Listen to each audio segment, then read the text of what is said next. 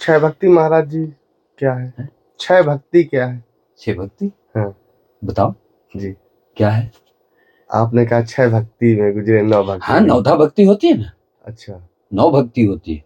एक भक्ति भी अगर किसी मनुष्य के शरीर में समाहित हो गया, तो ये समझ ले वो मनुष्य जो मेरे ऊपर ठाकुर जी की कृपा है। एक भक्ति भी नित्य अगर वो सेवा करता है, संगत करता है, ऐसा विचार से वो जीता है, तो उसके पास ठाकुर जी हर समय है। एक भक्ति तो होना ही चाहिए मनुष्य।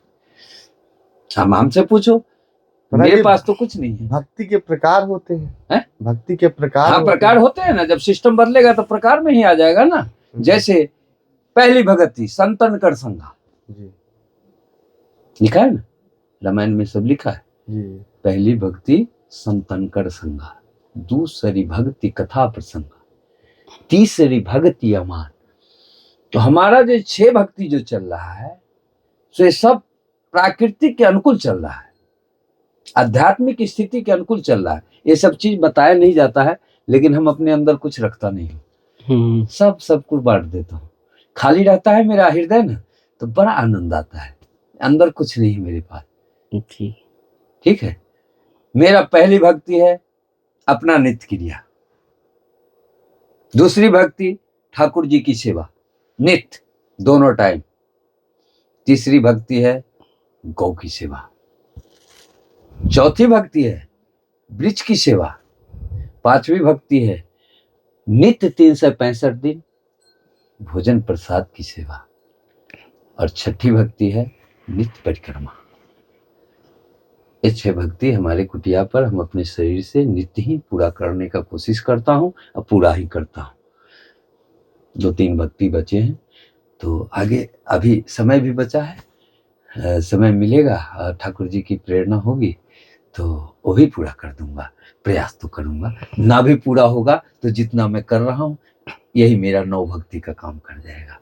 महाराज जी एक सवाल है, कुछ लोग कहते हैं कि हम लगातार पूजा पाठ करते हैं, भगवान का भजन करते हैं, भक्ति करते हैं और लंबे समय से करते आ रहे हैं, लेकिन फिर भी दुख हमें ही ज्यादा मिलता है। उसका कारण है जी। कुछ लोग तो हमारे भारत में ऐसे हैं जो बिना गुरु मुख हुए वो चाहते हैं जी कि मैं गुरु बन जाऊं साधना करके, तो उनको हमारी भगवान की भक्ति कबूल नहीं होती है, उसको भगवान भक्ति नहीं देते हैं, क्योंकि सब सिस्टम भगवान का बनाया हुआ है। उसके विरुद्ध मैं चलूंगा तो उस चीज की प्राप्ति नहीं होगी। और जो कहता है जब मैं रात दिन भजन करता हूं और हमें इसका कोई प्रभाव नहीं होता है, तो भगवान में कमी नहीं है, वो भक्त में कमी है। कहीं ना कहीं उसमें कपट है, कहीं ना कहीं उसमें स्वार्थ है, कहीं ना कहीं उसमें कोई ऐसा पाप कर्म है जो उसको छोड़ना नहीं चाहता है, उसको लेके साथ चल के वो चाहता है कि मैं भक्ति पालूं। तो असंभव, ऐसा न हुआ है न होगा। भक्त जो होता है, भक्ति जो करता है वो निश्चल भाव से करता है, छल कपट माया और स्वार्थहीन विचार से वो भक्ति करता है। हमें प्रभु कुछ नहीं चाहिए, अब तो सब कुछ जो भी था होना हो गया, अब जो बचा है, अब तो सारी समय आपके प्रति ही मेरा समय जीवन कटेगा।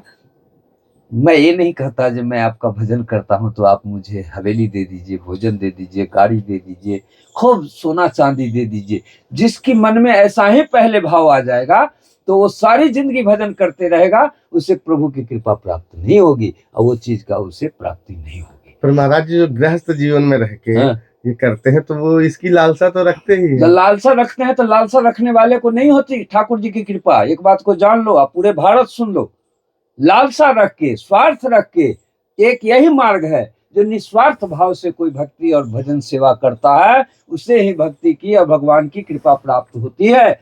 जो लालसा रख के, स्वार्थ रख के करता है, उसे सारी जिंदगी और भजन करते रहे, उसे कुछ नहीं मिलना है। उतना ही मिलेगा जो उतना शरीर से करेगा, क्योंकि उसमें तीनों चीज भरे हुए।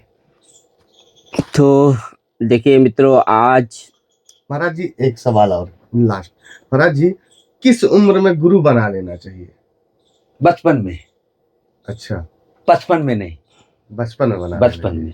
जो बचपन में एक बार भी भगवान का नाम लेते रहेगा तो उसे हर वक्त दिल में याद रहेगा, अरे आज तो नहीं लिया हूँ, आज ले लेता हूँ भगवान का नाम। और जो बचपन में नाम लेगा वही 55 के बाद जाकर के भगवान का भक्त बन सकता है, अन्यथा नहीं बन सकता है। ये मेरा अपना सोच है और अपना विचार है।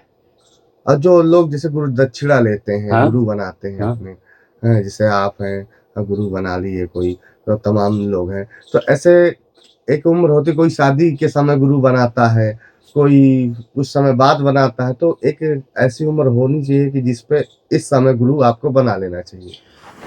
ये बात सारी दक्षिणा ले लेनी सुनिए, चाहिए। सारी दुनिया को मालूम है। जी। जो गुरु बिनु भव निधि तरई न कोई, जो बिरंची शंकर समूह।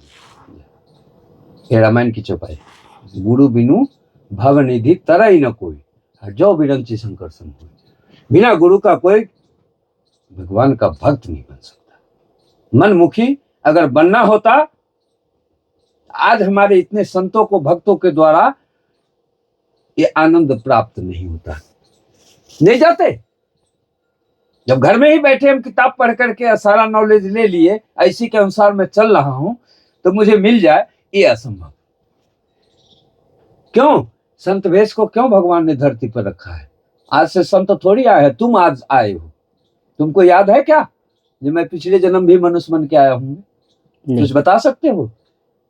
तुम आए हो, लेकिन संत जब से सृष्टि हुई है तब से बैठे रहते हैं, कल्याण का मार्ग दिखाने के लिए, भक्ति का मार्ग दिखाने के लिए, भगवान का दर्शन कराने के लिए। ये काम संत का है। चाहे उन्हें कोई गाली दे, चाहे उन्हें कोई लाठी बरसाए, चाहे उनको कोई वहां से नंगे करके भगा दे, उनको कोई गम नहीं है, वो अपना काम करेंगे। चाहे लाख तुम बम तोप से पूरे दुनिया को अंधेरा कर दो, सूर्य भगवान की अगर रोशनी आएगी तो वह धुआं उजाला में बदल जाएगा। ऐसे हमारे कृपालु श्री राम जी हैं, जो ये सब चीज से वो नहीं डरते, लेकिन निश्चल भाव से, अनिश्चल भाव वाले को ही वो कृपा करते हैं। अन्यथा कोई जो ऐसा सोचता होगा तो ये संभव नहीं है, और कभी उसको भक्ति प्राप्त नहीं हो सकती। भक्ति के लिए त्याग करना पड़ता है, शांति का निदान करना पड़ता है। जो कहाँ शांति मिलेगा? घर में ही है तो कैसे शांति मिलेगा हमें? तो उसका भी मार्ग बता देता हूँ। घर में जो रह करके अगर भगवान की भक्ति करना चाहता है, उसके लिए वो ब्रह्म मुहूर्त में उठे। जब घर वाले उठे तब तक उसका नहा धो के भगवान का भजन हो जाना चाहिए, तो भक्त बन सकता है। भगवान का गृहस्थी में रह के दोनों रस उसे प्राप्त होगा। अन्यथा दूसरा कोई ऐसा समय नहीं है 24 घंटे के अंदर जो जब चाहे तब उठ करके भगवान की भक्ति कर ले, नहीं हो पाएगा। एक ही रास्ता है, एक ही मार्ग है, एक ही समय है। जो उस समय में अगर गृहस्थी चाहे तो घर वाले, परिवार वाले, बच्चे वाले से पहले उठ करके वो अपना काम कर ले, तो भक्ति उसे कृपा प्रदान प्राप्त हो जाएगी। दूसरा कोई रास्ता नहीं, दूसरा कोई मार्ग नहीं। और बताओ, हो गया महाराज जी आज के लिए। तो भक्तों के भारी मांग पर जब भक्तों ने बहुत निवेदन किया कि संत महावीर दास जी महाराज का सत्संग प्रतिदिन आना चाहिए, वही बात हमने रखी। और महाराज जी ने कहा कि प्रतिदिन तो नहीं हो सकता, लेकिन ज़्यादा से ज़्यादा वो भक्तों को अमृत वाणी से कृतार्थ करते रहेंगे। लेकिन शर्त इतनी ही रखी है कि जब भक्त सुन करके अपने जीवन में इसको आचरण बना लें। इसलिए आप लोग लगातार हमारे साथ बने रहिए। हम भी चित्रकूट से महाराज जी के दर्शन और उनका सत्संग का लाभ आप सबको देते रहेंगे। जय हिंद, जय भारत, जय सनातन।